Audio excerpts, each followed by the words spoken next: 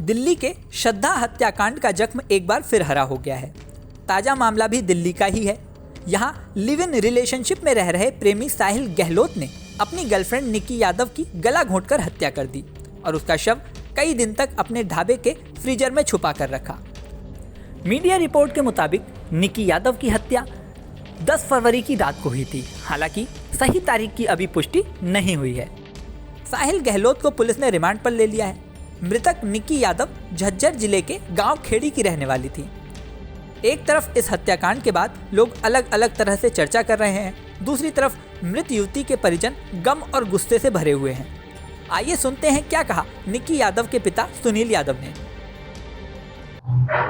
निकिता को क्या लगता है? मैं उनका फादर हूँ। कैसे पता चला आप इसको? कल हमारे पास पुलिस वालों का फोन आया, तभी पता लगा सुबह। तो अभी दिल्ली जा रहे हैं? जी दिल्ली जा रहे हैं? हाँ, अभी उनका पोस्टमार्टम होना है, तो उनको लेके आने हैं डेड बॉडी। अब साहिल को गिरफ्तार कर लिया तो न्याय की क्या मांग है? न्याय की यही मांग है जी, उसको भी सजाए मौत होनी चाहिए। अंतिम संस्कार गाँव में? हाँ जी, गाँव में होगा। आपने सुना किस तरह निक्की के पिता सुनील यादव गुस्से में भरे हुए हैं और उनकी जुबान पर सिर्फ एक ही बात निकल रही है, दोषी को फांसी दो।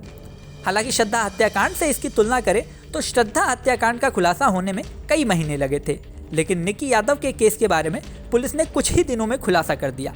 आखिर पुलिस ने किस तरह इस केस का खुलासा किया, ये दिल्ली क्राइम ब्रांच के डीसीपी सतीश कुमार ने बताया। सुनिए उनकी जुबानी पूरा case. ASI Suresh western range crime branch के सदस्य हैं और उन्होंने ये इन्फॉर्मेशन उनके पास आई थी। इंस्पेक्टर सतीश और एसीपी राजकुमार साहब के नेतृत्व में फिर एक टीम तैयार करी गई थी और रेड करी गई थी। साहिल को एप्रीहेंड किया था और फिर उसके बाद उनसे पूछताछ के बाद, इंटरोगेशन के बाद उनकी निशानदेही पे जो विक्टिम है निक्की यादव, डिसीज्ड मृतक, उनकी डेड बॉडी को रिकवर किया गया था। उनके ढाबे में एक फ्रिज था जहां पे उन्होंने उनकी शरीर को छुपाने के उद्देश्य से रखा हुआ था। सर, ये साहिल ने कब इस घटना को अंजाम दिया और कैसे दिया? साहिल की 9 फरवरी को मंगनी थी, 10 तारीख को शादी तय हो गई थी। 9 तारीख को जब निक्की यादव को ये बात पता चली तो उन्होंने उसे कन्फ्रंट करने के लिए बुलाया।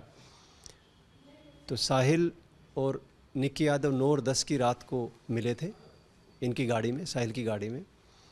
उस टाइम पे इनकी आपस में बहस हुई है। बहस के दौरान साहिल ने अपने मोबाइल फ़ोन की केबल से उनका गला घोंटकर उनकी हत्या कर दी। उसके बाद उन्होंने उनकी बॉडी को लाके अपने ढाबे में जो फ्रिज था उसमें उसको छुपा के रख दिया।